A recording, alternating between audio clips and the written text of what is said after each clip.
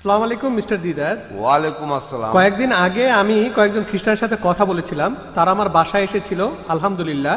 আর আমি তাদের সাথে কথা বলেছিলাম, তারা আমার বাসায় 3 দিন এসেছিল, একদিন, পরের দিন, তার পরের দিন। প্রথমের লোকটা একা, পরের দিন স্ত্রীকে নিয়ে, তার পরের দিন ছেলেকে নিয়ে। আলহামদুলিল্লাহ আমি তাদের সাথে যুক্তি দিয়েই কথা বলেছি। সূরা ইমরানের 61 নম্বর আয়াত, এখানে বলা হয়েছে فمن حاجك فيه من بعد ما جاءك من العلم فقل تعالوا ندعو أبناءنا وأبناءكم ونساءنا ونساءكم وأنفسنا وأنفسكم ثم نبتهل إلى الله فنجعل لعنة الله على الكاذبين। এই আয়াতটা পড়ার পর সে আমাকে বলল, আমাকে অভিশাপ দিতে চাও? সেই লোক আমার বাসায় 3 দিন 3 রাত ছিল, তারপর সে চলে যায়। আলহামদুলিল্লাহ এই আয়াতের প্রসঙ্গটা কি আমাদের সামনে ব্যাখ্যা করবেন মিস্টার দিদার? Thank you.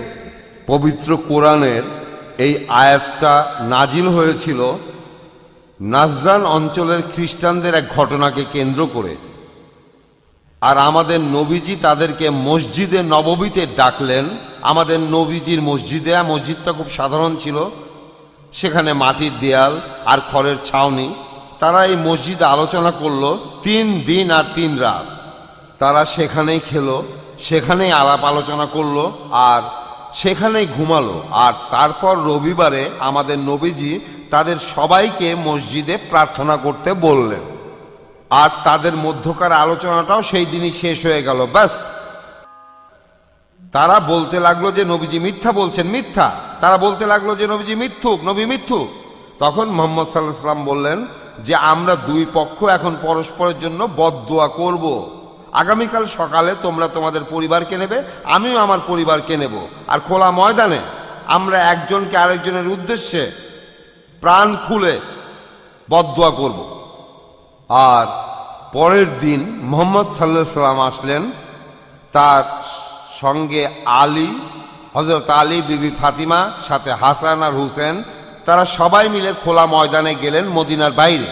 আর খ্রিস্টানরা তারা সেখানে আসলো না, তারা পিঠ টান দিল।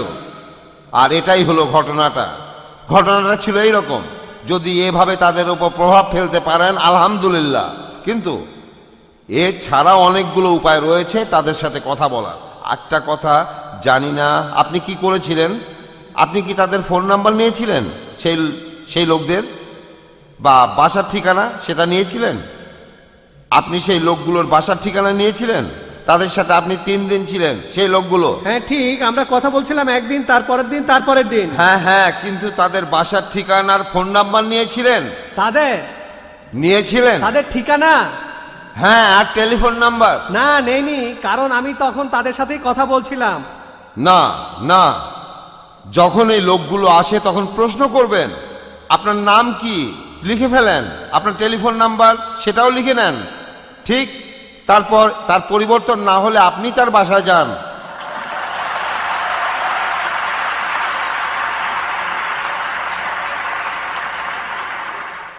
আর আর তাদের সাথে এই বিষয় নিয়ে কথা বলুন। আমি বলছি যতক্ষণ না সে বলে পরের বার আমার দরজায় তোমাকে দেখলে আমি কিন্তু গুলি করব।